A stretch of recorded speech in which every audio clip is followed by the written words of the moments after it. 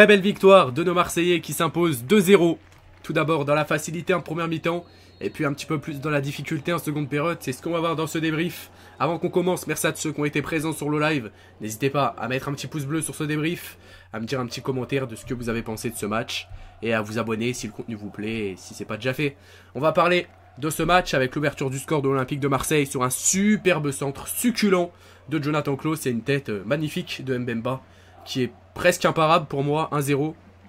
Ensuite, on a bouffé cette équipe d'Athènes, il faut se le dire, en première période. Ils n'ont pas touché un ballon.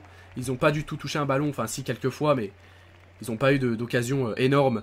Paolo Lopez a été monstrueux, on va en parler. Ensuite, le 2-0, c'est une contre-attaque éclair avec mené par Jordan Veretout qui a fait un match exceptionnel. Jordan Veretout, exceptionnel match de Jordan Veretout, très clairement. Taille patron aujourd'hui, Veretout, qui nous fait ensuite la passe pour Ismaïla Sarr qui n'a plus qu'à finir. Il était entré, Ismaïla Sarr, il n'a pas joué direct. Et la finition d'Ismaïla Sarr, le 2-0 pour l'OM.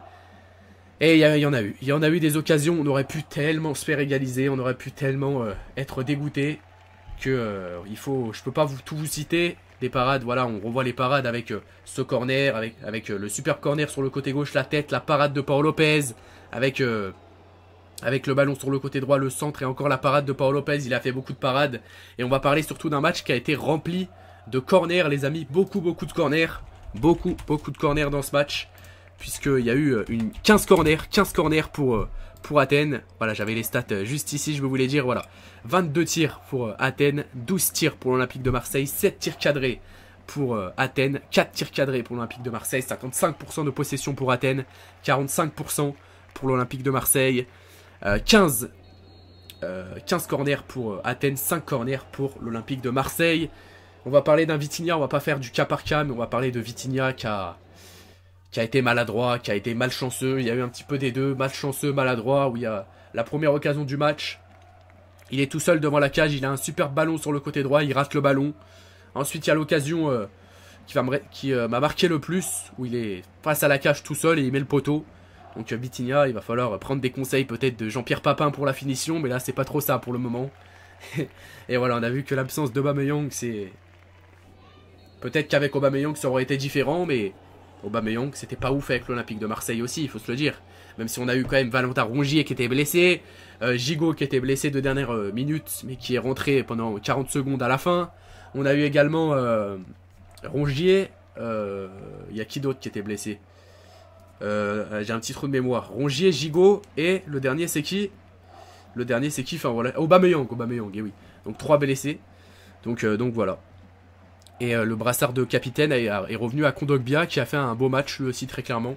Toute l'équipe a fait un beau match, même s'il y a eu quelques fois où j'ai été surpris. En première mi-temps on les a bouffés, mais en seconde période ils nous ont fait souffrir.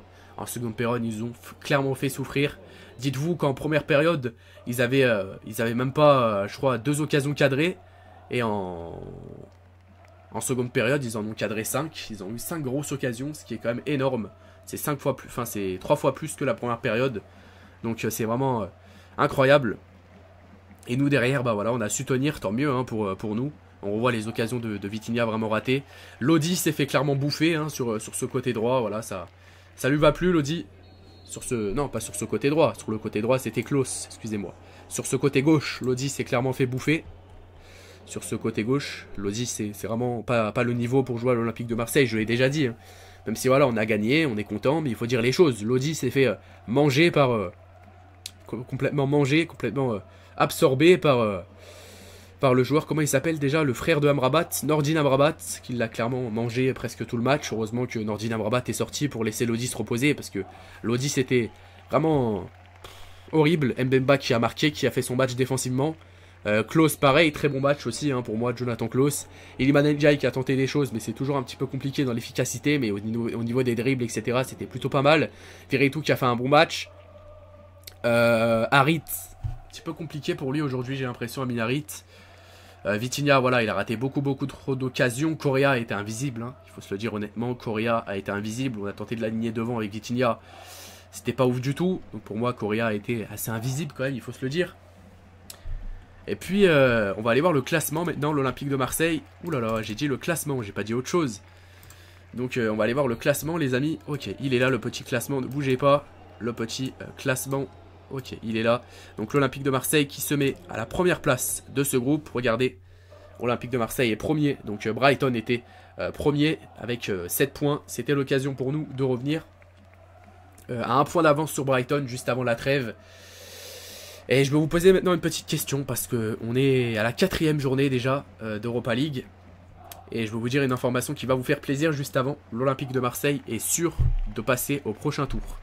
On est sûr d'être soit premier, soit deuxième, soit troisième. Mais pour moi, être troisième, c'est clairement pas suffisant. On va jouer quoi après la C3? On va descendre en Conference League. On va jouer la conférence de la Conference League, la C5, la C6. Donc non, pour moi, il faut rester en Europa League.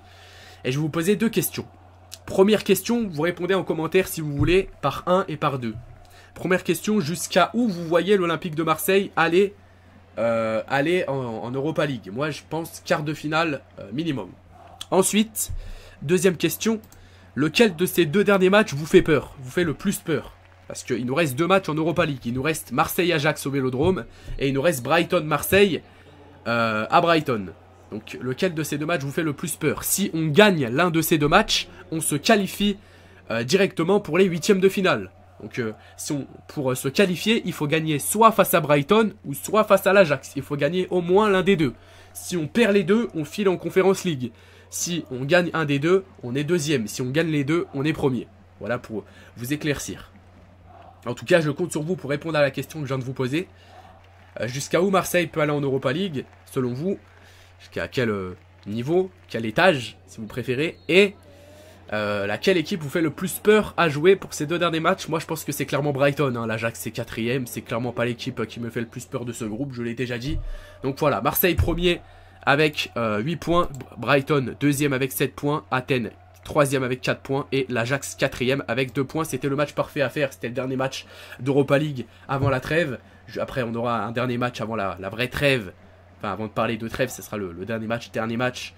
Ce sera dimanche du coup face à Lens. J'espère qu'on va s'imposer face à Lens. C'était important de gagner aujourd'hui pour se remettre en confiance parce qu'on restait quand même sur nos 7 derniers déplacements sur 0 victoire. Quand même 0 victoire sur nos 7 derniers déplacements.